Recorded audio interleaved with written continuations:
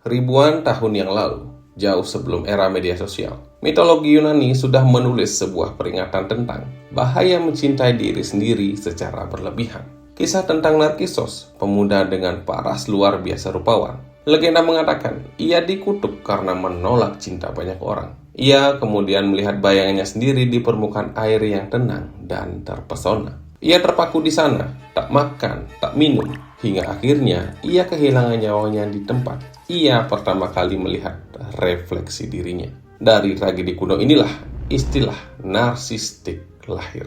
Belakangan ini, label NPD atau Narcissistic Personality Disorder sering digunakan di masyarakat. Dulu, orang lebih sering melabeli diri atau orang lain dengan istilah depresi atau bipolar.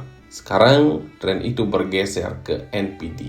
Kita sering melihat di kolom komentar, seseorang dengan mudah melabeli mantan pasangan atau atasan mereka sebagai seorang narsistik hanya karena orang tersebut egois ataupun arogan. Tapi apakah semua orang yang manipulatif bisa langsung disebut dengan pengidap NPD? Jawabannya tak sesederhana itu. NPD adalah gangguan kepribadian jangka panjang yang mencakup 3 pilar utama. Pertama, gangguan fungsi kepribadian. Penderitanya sering menggantungkan harga diri mereka sepenuhnya pada penilaian orang lain. Yang kedua, kemampuan empati yang sangat terbatas. Mereka mungkin terlihat mendengarkan, tapi sebenarnya hanya peduli pada reaksi orang lain terhadap diri mereka. Yang ketiga, kepribadian antagonistik. Muncul dalam bentuk keegoisan yang konsisten dan kebutuhan untuk selalu menjadi yang terbaik. Ini bukan tentang siapa yang paling narsis di Instagram. Ini tentang pola perilaku yang menetap dan mengganggu fungsi hidup seseorang. Lantas, apa yang membentuk seseorang menjadi pengidap NPD?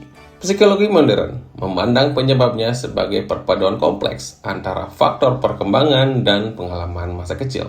Heinz Kohut berpendapat, kurangnya empati dari lingkungan orang tua saat masa pertumbuhan dapat mengganggu pembentukan jati diri yang stabil. Anak yang tak pernah mendapatkan apresiasi tulus atau justru sebaliknya selalu dipuji berlebihan tanpa dasar cenderung mengembangkan keangkuhan sebagai tameng. Otto Kernberg menambahkan, sifat narsistik bisa muncul dari hubungan orang tua yang dingin atau penuh tuntutan.